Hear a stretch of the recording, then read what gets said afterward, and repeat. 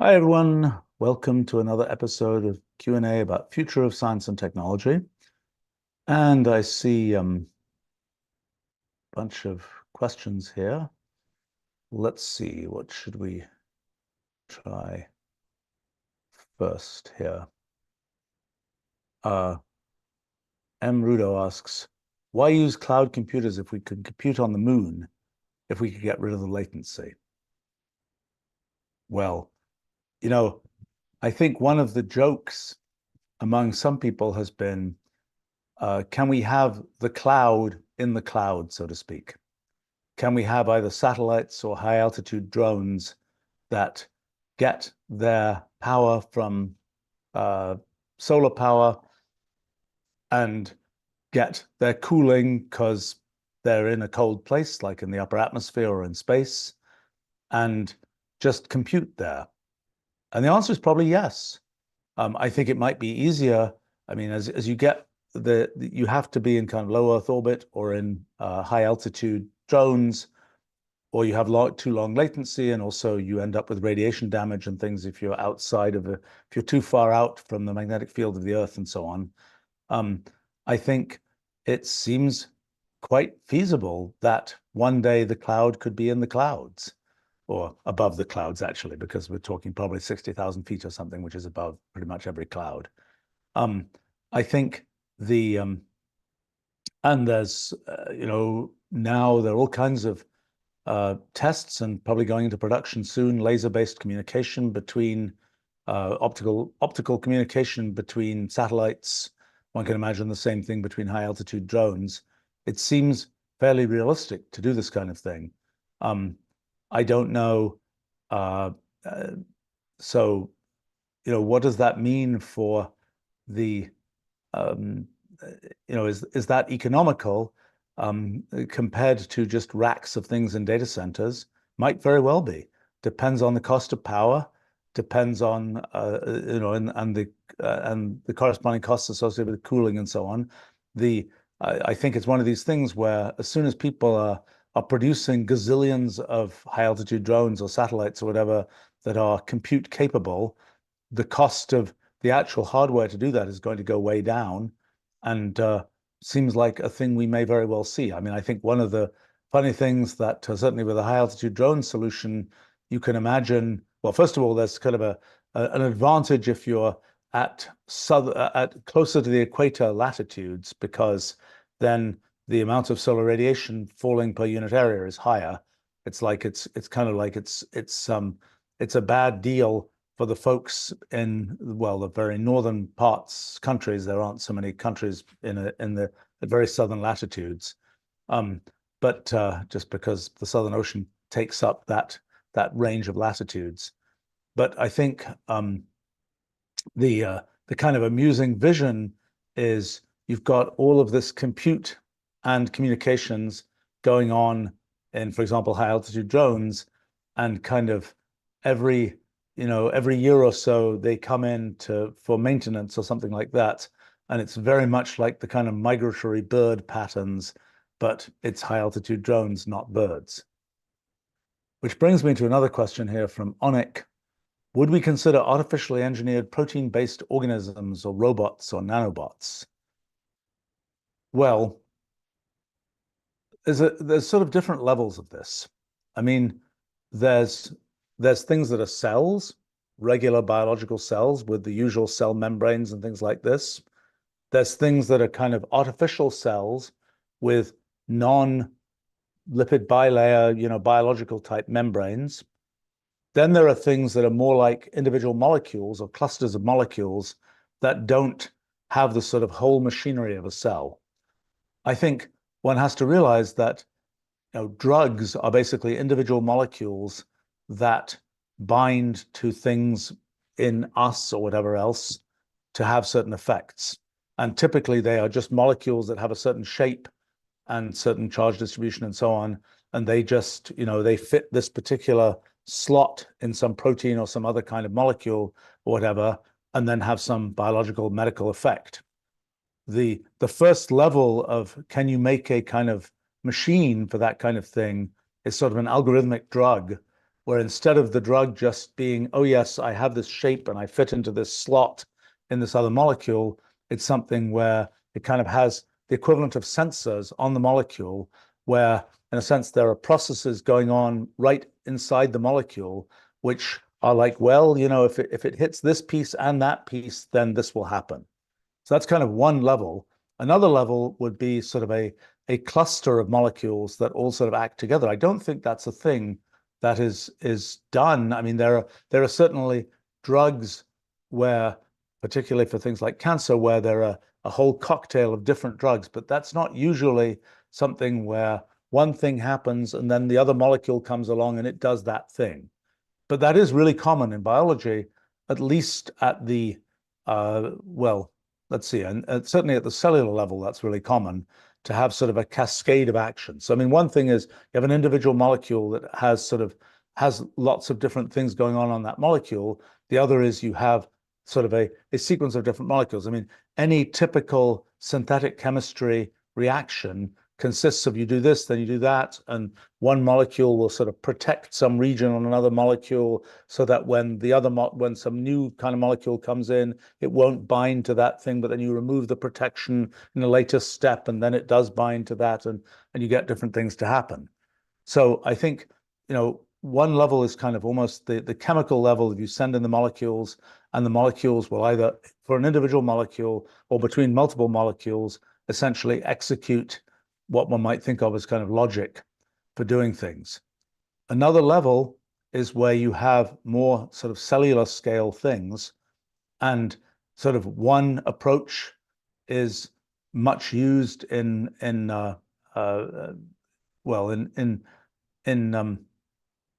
I guess that's actually not yet much used, but stem cell therapies and so on are based on the idea of you've actually got cells that can go in and do things. There are also things like monoclonal antibodies where you've got things that are just molecules that have very specific binding to very specific sequences, molecules, things in biological systems. But I think the kind of the potential vision is, do you get kind of one question would be, can you get kind of a general purpose sort of biological actor, so to speak, which is kind of like your own specially programmable cell, where you've got a thing that you can stick in the bloodstream or something, and it will go through and you program it somehow, and it will go and it will bind to this, it will bind to that, it will do certain actions you wanted to do. Now, we already have something a bit like that in the immune system. We already have the idea in the immune system of whether it's B cells or T cells or whatever, these are or antibodies or T cells, these are, well, in the case of antibodies, just molecules. In the case of T cells, it's a whole cell with a particular receptor hanging out of the side, so to speak, that are set up to very specifically bind to particular amino acid sequences that occur on proteins that and when and which have a certain shape that's determined by that sequence. So I think, I mean, there are different kinds of things one can imagine having happen in sort of the nanobots. One is just essentially binding to things, as where you have this little cell or whatever, and it just, I'm going to attach myself to such and such, and have this action. Another thing is I'm going to respond to a signal. I'm going to notice the level of such and such in the blood, and if it's above this, I'm going to start secreting some particular chemical. That's something that we have, plenty of organs in our bodies work by doing that kind of thing. One can imagine making kind of the nanobot version of that, where you've got just the individual cell that does those things. I suppose another level is where you do things like the immune system does, where you can actually engulf a cell, you can kill a cell, things like this. That's more sort of mechanical action, so to speak. Another thing that one can do is things like transporting different kinds of atoms around and sort of delivering this atom to this particular place and so on. But I mean, I guess that there's sort of a question of how do you get there? In other words, how do you get to the place where you have these kind of nanobot-like things? One approach is to say that you do something very much like drug discovery, where you're just saying, can I find a molecule that has the right properties to do this particular kind of thing? Another is, do I, use a CAD system and design this whole sort of micro spaceship, so to speak, that is my artificial cell that's supposed to have all these different features and has a door here and a set of pincers here and so on. Is that what one ends up doing? There's sort of been a long time challenge, I suppose, in thinking about sort of nanotech kinds of things, which has to do with, do you take machinery that we kind of mechanisms that we know work, that we're familiar with on a large scale, you try and find a microscopic version of that, or do you say, well, we know what objectives we're trying to satisfy, let's make something that may look sort of structurally very different from things we've already recognized. One of the things that's a sort of a surprise in molecular biology in the last few decades is the extent to which there is kind of mechanism that's quite identifiable that one notices, like, whether it's muscles that have these little sort of walkers that walk along them, whether it's flagella that sort of let bacteria swim that have these kind of rotary motors in them, things like this. These are mechanisms that in some cases we would have been hard for us to kind of come up with as, oh, let's just invent a molecule that can do this little walking thing. We probably wouldn't have managed that. But yet somehow that's been found by biological evolution and is now used for these purposes. And I guess that's sort of a question of how do you do the design for this nanobot that you're going to use? Are you taking mechanisms that already exist in nature and putting them together? Are you inventing things from scratch? Are you figuring out sort of how these different molecules will interact and which molecules you should use? And I think my own sort of guess is that the engineering of these things is going to be more difficult than just the kind of finding by our sort of simulation in effect of biological evolution or sort of search through biological space. In other words, that if you can define the objective well enough, that it will probably be easier to just find something that achieves that objective, even though we wouldn't have designed it and we might not immediately understand how it works, rather than saying, let's try and design from scratch and make this complicated machine that we understand. Now, having said that, kind of the history of drug discovery is a little bit like that, and it isn't necessarily the happiest one, in the sense that the typical sort of workflow of drug discovery is find a target, find this thing that you're trying to bind to, this effect you're trying to have, et cetera, et cetera, et cetera, then try to identify which molecule will sort of achieve the objective you want there. And there are different approaches that have been taken. I mean, most big pharma companies have these giant libraries of compounds, and you basically can just try a bunch of molecules and see what works, given that you know what target you're aiming for. Another thing that's been widely done is, well, it's had waves of enthusiasm. It's sort of what used to be called rational drug design. That is, I know the kind of thing that I'm supposed to plug my drug molecule into. Let me design from scratch a molecule that has the right shape and so on. And that's kind of segued in modern times to sort of AI drug discovery, where it's kind of learn from all the examples we've had before and try and figure out what will work now. And there are endless companies that are trying to do this with so far without dramatic successes. I mean, there are drugs that are being, in various kinds of trials that have been developed that way. It's always a little bit unclear in the end how much AI and how much scientist there is in what comes out. I mean, another approach that's pretty commonly used is scan some part of the sort of tree of life. You go off to the fungi, the bacteria, the bacteriophages, the whatever, these different kinds of things from the tree of life, and you say, let's find one of these things where biological evolution already had a solution to this, already had, like the bacteriophages that led to CRISPR and gene editing and so on, that already had sort of a solution for doing something, and then let's piggyback on that solution and use it to make our sort of thing that achieves the objective we're trying to achieve. But I think the kind of the ultimate story is sort of the general purpose artificial cell that you just say, I've got all these artificial cells and I can program them to start, doing whatever you want them to do. Secreting this or that chemical and this or that in response to this or that, surveilling for this or that kind of cell that exposes the fact that it's been infected by a virus or all kinds of other different things. I mean, that's probably the thing that one would like to see happen. It's kind of like what happened with general purpose computers in the idea of, what launched sort of the computerization of the world was the fact that you could have a general purpose computer. You didn't have to build a separate machine for every function that you wanted to do. You could just have that one piece of hardware and you could sort of modularly add software that does those particular things. Right now, we're in a situation with biomedicine and so on where we have a drug, it does a particular thing. We have, the question is, can we be in a situation where we can have sort of the arbitrarily reprogrammable kind of platform for biological action, so to speak?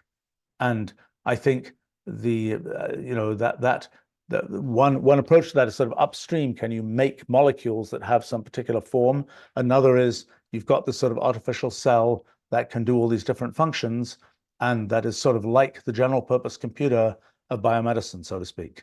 And I think it's conceivable that such a thing could be made. We're not super close to making it yet. Well, W7 asks, is it possible to sharpen the brain by some kind of biological engineering? We have 100 billion neurons, give or take. What would it be like if we had 1 trillion neurons? We don't really know. It's a notable feature if you look at sort of the progression of organisms with bigger and bigger brains, so to speak, that sort of some things seem to happen as you get bigger brains, like maybe, the invention of language, which is a very important piece of being able to sort of communicate thoughts formally and abstractly. It's sort of the driving force behind kind of the achievements of our species, that the development of language as a sort of modular way to communicate things might have happened at some brain size. It might be that by the time you have 100 billion neurons, you're at the point where you can invent something like that. And so then the question is, okay, let's say we got to 1 trillion neurons or 10 trillion neurons. What's the next level of what we might invent? Interesting question. Hard for us to foresee. I'm not sure that if you asked your average cat or dog whether, human-like compositional language, it's like, I don't think it would conceptualize that. Hard to know, really, but it's hard to know from the level we're at what's possible at a higher level. I think the question always for brains, well, there are different kinds of things. There are, at one level, it's, people say, drink caffeine and you'll be sharper. I don't personally drink caffeine at all, but that's just my idiosyncrasy or something. It's kind of like, take your thing that sharpens your brain by, and it's very clearly the case that if you look at the actual behavior of nerve cells and junctions between nerve cells, and you make them swim in alcohol or something like this, it changes those responses. They become more sluggish, they become this, they become that. You clearly can have those effects. Is the brain set up so that it is optimized given what it is, or can you just, feed in this thing and make it better? I guess my personal perhaps some squeamish prejudice would be that you're better off with what you have, so to speak. But hard to know for sure. When it comes to could we imagine something? I mean, it's hard to interface with the brain, so to speak. You can, you have some the main interfaces are, well, there are purely chemical ones, and then there are just what we see, what we hear, and so on. Obviously, one can imagine, and there are all sorts of efforts along these lines to have direct connections between digital electronics and nerve cells. That's, ultimately nerve cells operate in an electrical way. And so one can expect to have those interfaces happen. I think I've talked about this a bunch of times here, the kind of the neural user interface problem of what is it when you've actually got sort of that interface to nerve cells. You've got the nerve cells sort of are naturally doing certain kinds of things. Can you kind of learn what those nerve cells, when those nerve cells do certain things, what does that mean to the brain that has those nerve cells in it? When there's this particular configuration of neuron firings, does that correspond to the concept of, now I want to figure out this or that thing, or now I'm thinking about this or that thing? That's kind of the challenge, is to kind of figure out what it means when you see such and such a thing happening. And there are a bunch of experiments, companies, and so on that are making some progress along these lines. I think, and similarly on the actuation side, when you think this, does it mean, can you get to the point, and people have been doing experiments on this since the 1950s, of, when you think this, does it mean, flip the military plane upside down or whatever it is? In what, how do you decode kind of both the ideas that happen in brains and the sort of the desire for action that's defined by a brain? And I think I think that's I think we can expect that there will be sort of neural user interfaces to brains, and what their effect will be on kind of the, at first it will be kind of like, even when you drive a car, when you use a computer, whatever, you eventually get to the point where it becomes an extension of yourself. And we feel that as a kind of we feel it as an extension of ourselves. That will presumably become more direct if we have direct neural connections rather than the thing that's the thing being connected to you through your fingers and your eyes and things like this. I think that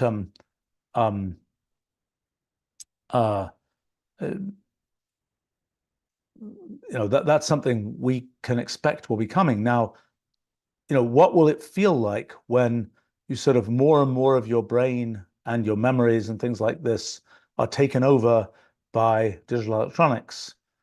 It's an interesting question. I think if it happens gradually, one will just feel like, well, it's me still, and it's me, and I guess I'm running partly inside the digital electronics as opposed to inside the neural tissue, and you probably won't notice the difference. If it's like, well, we've got this pure digital electronics, and that seems to be doing you-like things, well, we won't have sort of an internal view of that. My guess is if it's sort of a gradual process, we'll mostly just feel like it's just us in there. And then, the characteristics of the us that we have, for example, being able to potentially make a mind backup, so to speak, where you're just, by the time it's all digital electronics, you're going to be able to make a copy of that mind, and that will have all sorts of interesting and strange effects.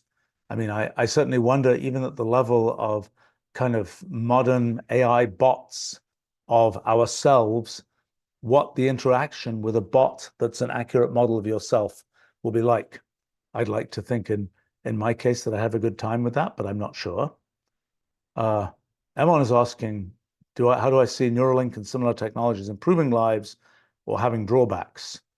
I mean, it's clear that in cases where sort of things have gone medically wrong with the brain or connections to the brain, it's clearly a win, so to speak, to have some prosthetic mechanism for having those connections and so on.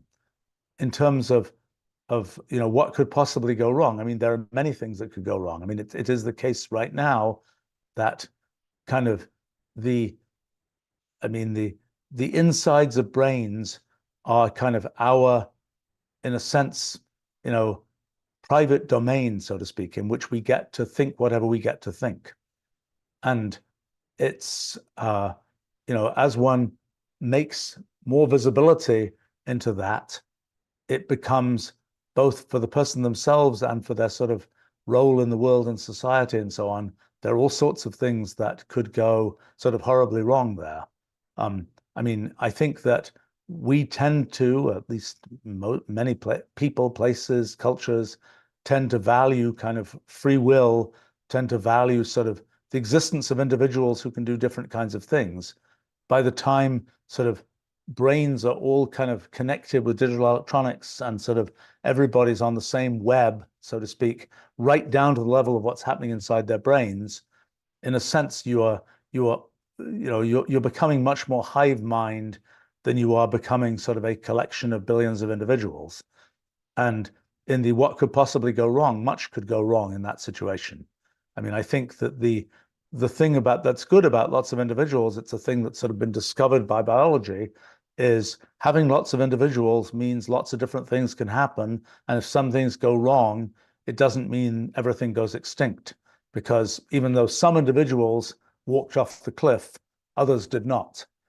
But if you have something where everything's locked together and all the critters are yoked together and they're either going to all walk off the cliff or not, then you can have a situation. It's much easier to have a situation where they all walk off the cliff.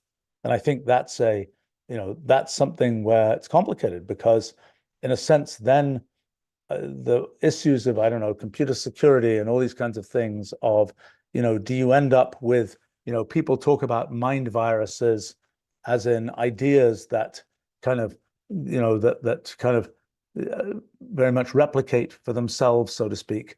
But that can become quite literal by the time there's lots of digital electronics involved, and we no longer have the kind of the firewall of, well, it's inside a brain, and the only way you can get to the inside of that brain is by talking to that brain or by showing that brain something. You can't just go in directly inside and do different kinds of things. So much could go wrong there, and I don't know. I think there are many kind of coming issues of sort of the future of the human condition. I mean, throughout the history of our species, the human condition has been sort of unchanged. I mean, there are details that have changed. We lead in many places kind of cushier lives, and we have different motivations and all this kind of thing. But fundamentally, the living and dying kind of arc of the human condition has remained pretty much the same. It will presumably change. Presumably there'll be various forms of immortality, whether biological, digital, whatever else. There'll be different ways in which there's sort of communication. I mean, in a sense, when people say the world has sort of been changed by the presence of sort of instant broad communication, at some level, maybe we haven't seen anything yet, because by the time that communication is at a much more deeply sort of inside the mind kind of way, rather than just from the outside of the mind, it might be very different. So, I think we're sort of heading for lots of things that can be very different. And I think the kind of sort of, we're having AIs that can do lots of kinds of things that we thought were just things only humans could do. There'll be there's the question of sort of how we think about kind of humanhood in a world where sort of humans have lots of digital electronics sort of integrated into them. AIs are just start from the digital electronics side and so on. It gets even more complicated when you think about sort of organoids, where there are biological nerve cells that were sort of grown just to be clumps of nerve cells and connected to digital electronics.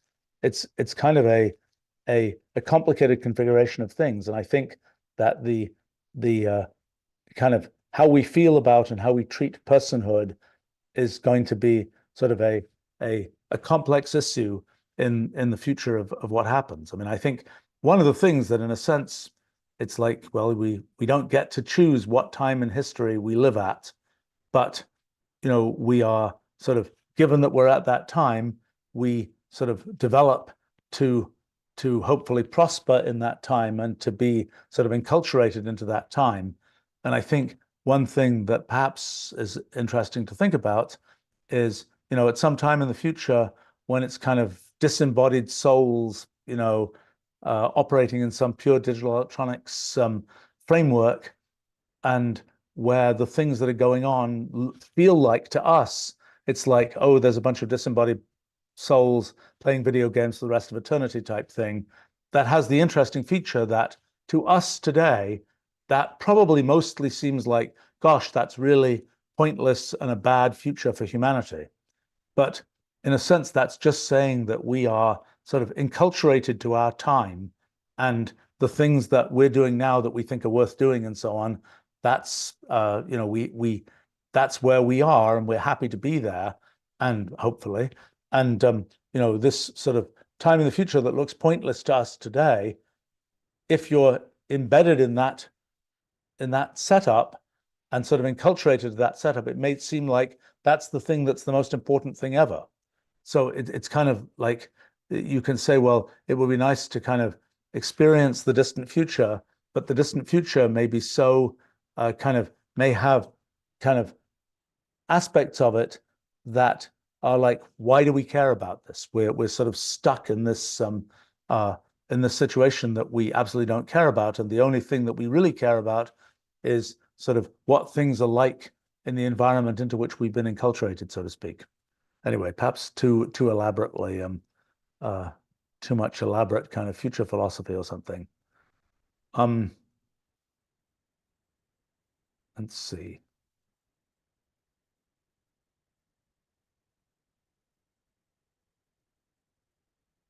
Luis comments, the speed of neuron influx limits brain size.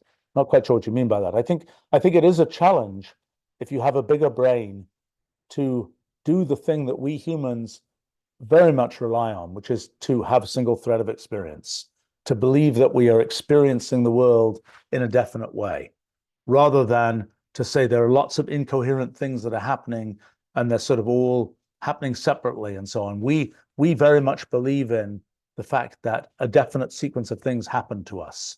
And as brains get bigger, it may be more and more difficult to maintain that notion of kind of unique attention to one thing. I don't know. I mean, it may be that at some level there's an optimal size of brain given the hardware of neurons and so on that that is sort of does as much as possible while just being one brain, and that if you go to bigger, more neurons, that effectively, in order to maintain this kind of thread of experience, you'd end up with 5 brains inside the skull type thing, where they're all, in a sense, having different thoughts and they're just sort of interfacing to each other in some high level way, rather than having sort of a gazillion neural connections between them. They're kind of separated in the way that individual human brains now are separated, that there isn't sort of direct neural transfer of information. Rather, the information is packaged up into things like language, and in that way sort of communicated to another brain and unpacked there. Let's see. Well, let's turn to a very different topic. This question from David here. In the future, how likely is it the physicists will be able to detect individual gravitons? The history of sort of measuring things is a long history of places where just more and more sensitive measurements could be made.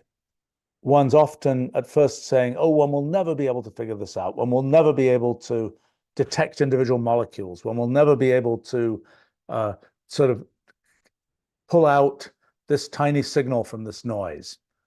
The prediction of one will never be able to do this pulling out of this from that has essentially always been wrong. Even when there are theorems that say there's, given this situation, there is this much, quotes, noise, we'll never be able to get a signal out of it. Turns out noise isn't always what you think it is. And turns out many of those successes have come from analyzing the noise. Where is the apparently random noise coming from? What regularities are there, in fact, in that noise that we can make use of to pull a signal out of it?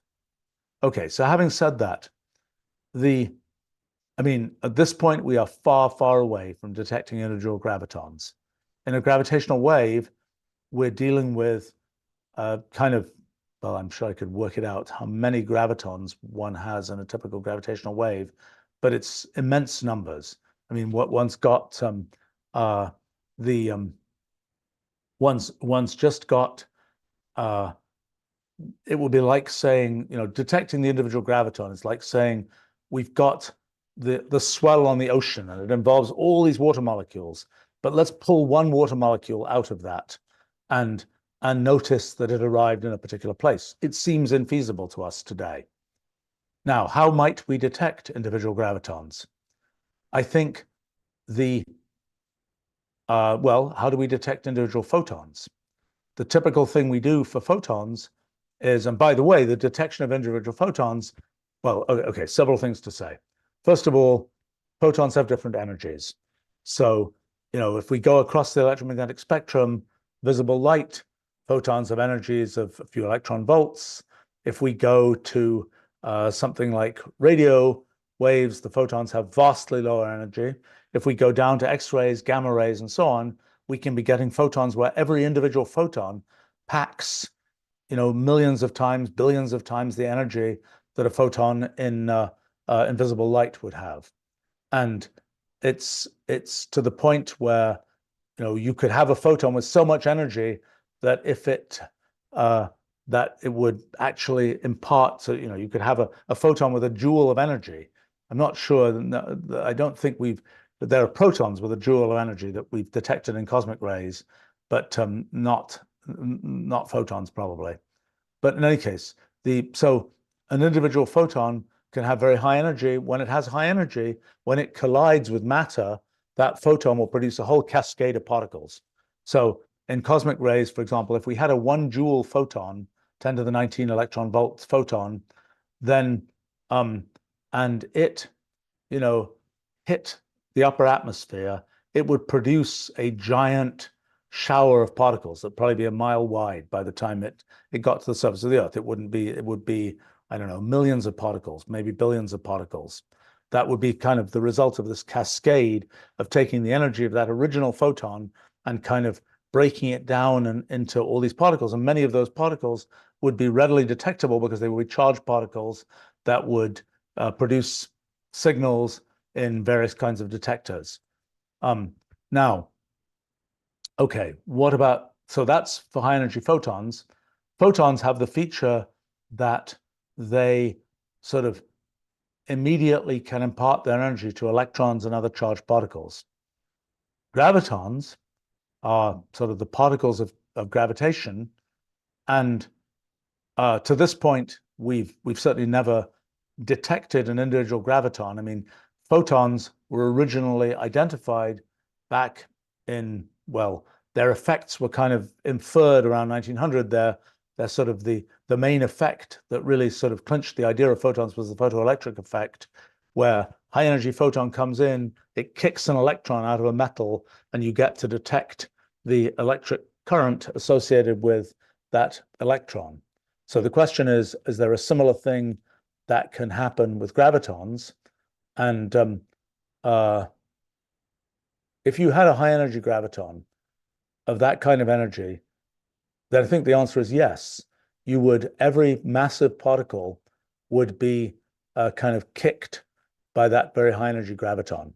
As it is right now, the gravitons that exist, so one question would be, where would the highest energy graviton come from? How do high energy photons come to be? They come to be because there are very high energy charged particles that get their energy by being accelerated by sort of repeatedly passing through a magnetic field, for example, and going faster and faster as a result of that.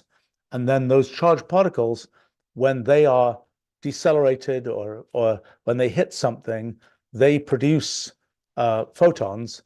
That's how, the so-called Bremsstrahlung braking radiation, where when you take a charged particle and you accelerate it or decelerate it, it will emit photons. That's just a feature of how quantum electrodynamics works, and in fact, classical electromagnetism works as well.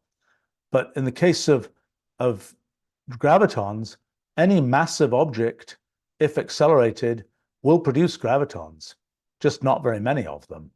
And there's a sort of a question of whether, if you have a sort of, by the time you have something which has sort of enough energy to be producing gravitons when it's accelerated and so on, you have basically, you're ripping space-time apart.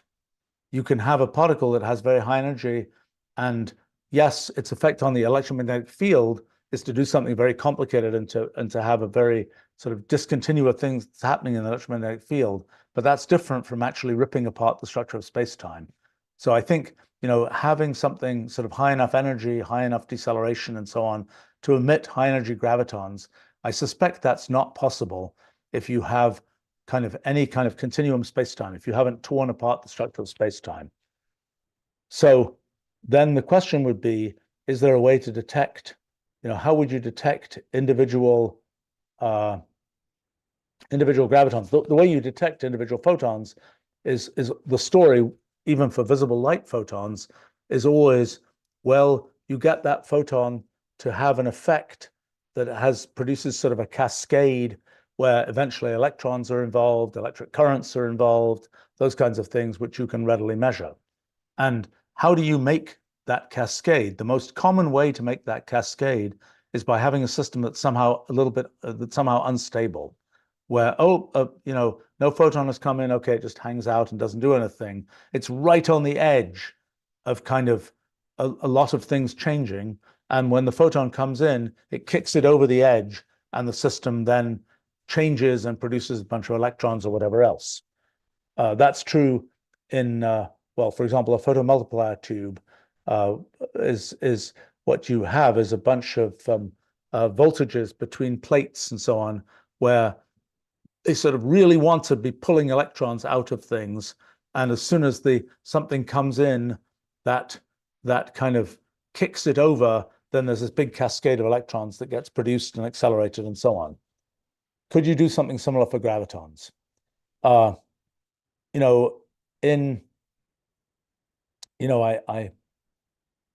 did some work once on a movie called Arrival, which featured interstellar spacecraft and so on. And at some point, the guys there wanted a whiteboard that was kind of a possible interpretation by physicists of today of the interstellar spacecraft that just arrived, that was the particular shape they wanted it to be because they thought it was cool for the movie, and it was cool. And so I kind of spent a few hours inventing this kind of fictional physics that one might conclude if one saw this interstellar spacecraft. And actually, the thing that I came up with was a thing that I was basically referring to as a graviton laser. And the sort of amusing that I wrote out some things on this whiteboard, and you can find it in a blog that I wrote, including some annotation of what the different pieces meant. But some physicists have actually taken that and thought a bit more seriously about the kinds of things that I raised in that sort of fictional physics for that whiteboard. But the idea there was, could you make a graviton laser? And what is a laser? A laser is something where photons have this characteristic that they like to get together in the same state. Electrons have the exclusion principle, and two electrons have the feature that you'll never be able to get them in the same state, in the same place with the same momentum, same energy, and so on. They won't go there. They just refuse to do that. That's a large part of why matter is stable, for example, why we don't just fall through things. It's because those electrons are excluding themselves from being in the same place. So electrons, they have spin a half. That turns out to make them fermions, which means that they have this characteristic of kind of excluding each other. Photons have spin 1. They have the characteristic, they have integer spin as opposed to half integer spin. That turns out as a result of kind of features of quantum field theory to mean that they are things that act as bosons, and they like to be in the same state. Photons, if you try and you have something and you try and sort of shoot more electrons into a thing, and you say, I want to shoot an electron to produce something which has more than one electron in the same state, it's like that can't happen, 0 probability. Do the same thing with photons, then the probability that the photon will sort of catch and go into that state increases with the number of photons that are already there. So photons like to get together in the same state. And that's what's happening in a laser. In a laser, you're basically getting a bunch of photons to sort of coherently be in the same state. You do that by, well, I mean, you can also think of a laser as being something where basically you're getting atoms to be in an excited state where all the atoms kind of want to kind of jump down to the less excited state and emit energy in the form of photons, and they all want to do it together because photons all like to be in the same state. And that's kind of why lasers make this coherent lump of electromagnetic radiation that that does what lasers do. So the question is, can you do the same thing with gravitons? Well, the way a laser works is you are pumping these atoms into this state where they're all ready to emit photons and go and produce a laser effect. You've got to sort of pump the atoms into this excited state where they will emit photons. And when that happens, you have to have the thing kind of in some sort of cavity where these photons are kind of being reflected around so that the photons can kind of hang around together, so to speak. Well, the problem with gravity is that with photons, we know how to kind of have metal walls and so on that will reflect. We have mirrors. We know how to reflect photons. We have no idea how to reflect gravitons. Gravitons, so far as we know, aren't, there isn't the same kind of notion of reflecting them. And part of the reason for that is that whereas with electromagnetism, we have both positive and negative charges, and we have the feature, unlike charges attract, like charges repel. With gravity, all we have is mass and positive mass. And so far as we know, everything that is subject to gravity has sort of the same sign of force. All things acting according to gravity attract. People in science fiction have had anti-gravity forever. In physics, in cosmology, there's the idea of dark energy, which is basically matter with negative mass that repels other matter as opposed to attracting other matter. But in terms of what we can have in a lab, we certainly don't know how to get that in the lab, whether it exists in cosmology or not. And so this question of, can we make a graviton mirror? Can we make a cavity that will sort of get the gravitons to be in a kind of laser-like state? We don't know how to do that at all. And I think there are ways that you could potentially use the existence of a graviton laser to have some way of detecting individual gravitons, maybe. I will say that the question of whether we can detect sort of the discreteness of gravity, the fact that gravity has discrete particles associated with it, that's sort of, well, it's a different question from whether we can detect the discreteness of space-time. My guess is that it may be easier to detect the discreteness of space-time, which doesn't necessarily imply even the existence of gravitons, though it tells one something about what the fundamental theory has to look like, and that from that one can deduce things about gravitons, although we don't completely know how to do that yet. But I think it may be easier to see the discreteness of space-time than to see the discreteness of gravity. And it's kind of a story. It's only been 100 and something years since we knew that matter was really discrete and made of atoms. And similarly, that light could be thought of as made of discrete photons. The question of how one detects discreteness of space-time is an interesting one. in our big physics project over the last few years, one of the sort of launching ideas is that space-time really is discrete, which is something that hasn't been a popular idea for the last 100 years or so, because people sort of couldn't figure out the mathematics of how to make that work, which is something that we have been able to figure out. And so there's a question, how do you tell if space-time is discrete? And the guess is that there are phenomena associated with black holes, and particularly sort of extreme situations with black holes, where the black hole is kind of spinning as fast as it can be spinning and so on, that in which kind of there will be one sort of pulling things out to the point where sort of the individual connections in discrete space-time will be more visible than they would otherwise be. But we don't yet know really how to make this work. There are other kind of ancillary effects, like, for example, the presence of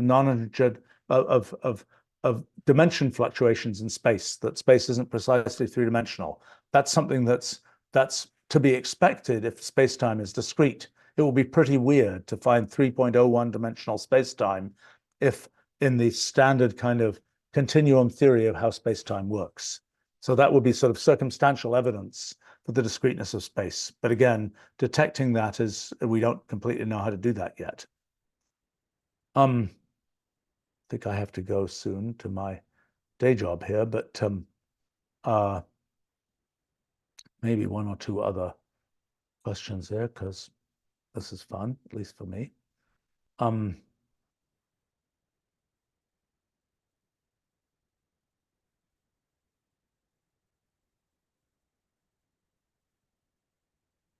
This is one I'm afraid I don't really know the answer to, from Junie, asking about latest innovations in battery technology, alternatives to lithium and cobalt in energy storage.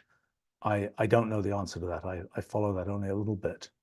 I think in general, there are, we are subject to sort of the things that chemistry throws at us. And it is always an interesting question whether there is, I mean, sometimes it's like we just have to find a better chemical. We just have to find something, and sometimes we're really up against the properties of chemical elements and we're sort of boxed in, and there isn't a better place to go in that direct path. I think in terms of batteries, there are a lot of detailed issues about what happens with electrodes in batteries and whether they start forming dendrites that sort of they start getting kind of this furry stuff on them that eventually shorts out pieces of the battery, things like this. Those are things which one can readily expect are sort of engineering problems, that, oh, you have the right shape of electrodes and this and that, you have the right extra material around the battery that gets solved, as opposed to things where you're running right up against the electrochemical potential of this or that element, and there's just no way to get out of that box, so to speak, or no way to get out of that box by sort of a direct frontal assault. That is, that in order for that problem to be solved, one isn't going to solve it by just saying, well, let's find another element, because there isn't another one to find. It'll be some completely different technology that allows one to solve it, but I don't know the details of that. Let's see, maybe one more.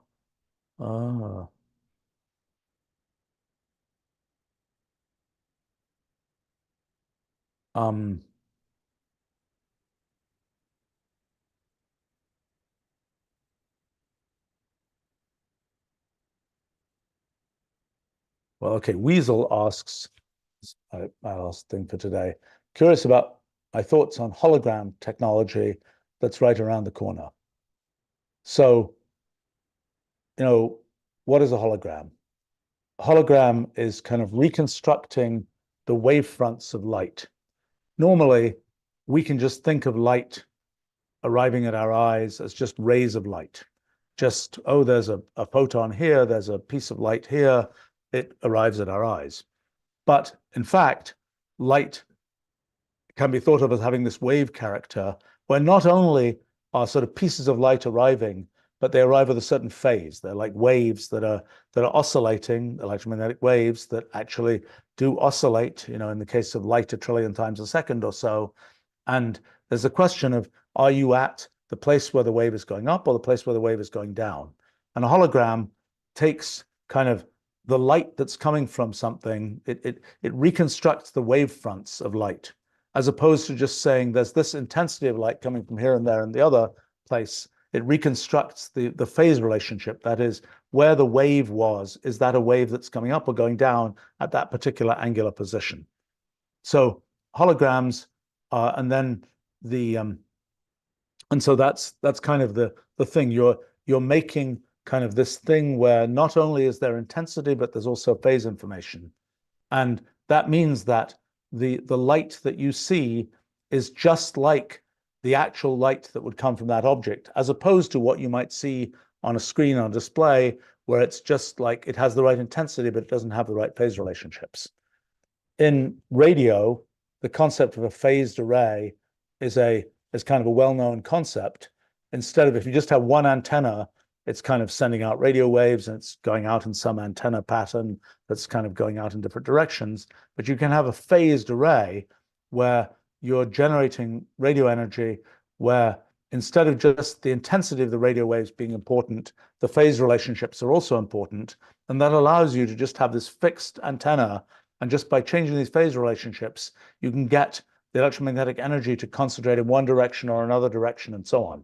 And for example, in 5G telephony, there's a whole bunch of phased array technology that has to do with saying, let's not just transmit from this one radio source kind of going in all directions and have kind of an inverse square law, roughly, fall off in the intensity. Let's instead arrange the phases so that all the energy is concentrated in one particular direction. So that's kind of the idea of holograms. Now, the big challenge with holograms is, yes, you can make holograms with lasers, you can etch plates with them, you can make things where you've got this static hologram that's made from kind of that's made sort of photographically. The question is, can you make a hologram dynamically?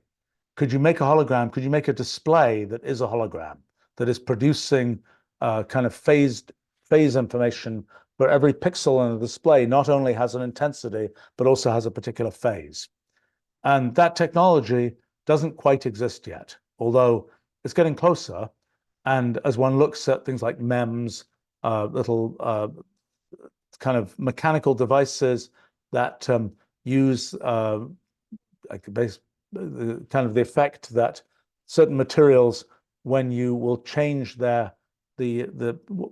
generate forces inside the material when you put an electric current, when you put electric potential, when you put voltage across them, and that allows you to move things around. That's what a bunch of display technology, digital light mirrors, I guess, are digital light displays work this way. They have an array of mirrors effectively that are being moved using this effect, but the voltage moves the mirror, and so that causes the light to either get reflected in the direction towards the screen or not. And that's something that you can, there are many projectors for many years have worked this way, that sort of have a mirror that is microscopically configurable. But it's not microscopically configurable on the length scale you need to change the phase of light. That length scale has to be comparable to the wavelength of light. So we're talking, 500 nanometers. So that's let's see, that's half of a millionth of a meter or something. So it's the question is, can you make sort of a device that will kind of affect a material device that will sort of affect light on that smaller distance scale and fast enough, 1 trillion times a second, to be able to affect the phase of light? And we're not quite there yet. When we are there, the kind of the Princess Leia style, project a hologram into space type thing will absolutely be a reality. I mean, there are companies now that have, gosh, I was going to see a demo of one of these, but I realize I haven't seen it.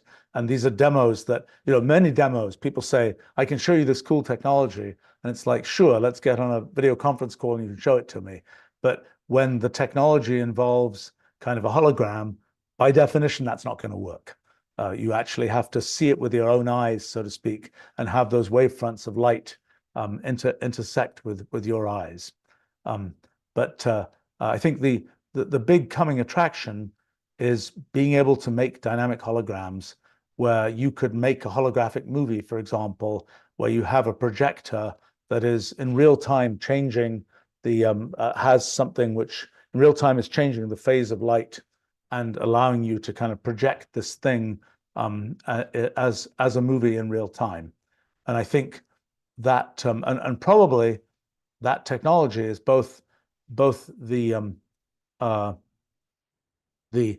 production technology and the measurement technology are things that are sort of coming attractions of what can you then capture sort of a hologram by instead of a camera you have, which is just measuring the intensity of light coming in different directions, you're measuring all this phase information as well, so that you're capturing sort of the full wavefront of light. I mean, when people make 3D or movies, they just have a certain number of cameras, maybe just two or more, that are dealing with the fact that we perceive 3D because we have two eyes and we're able to see the parallax of different things.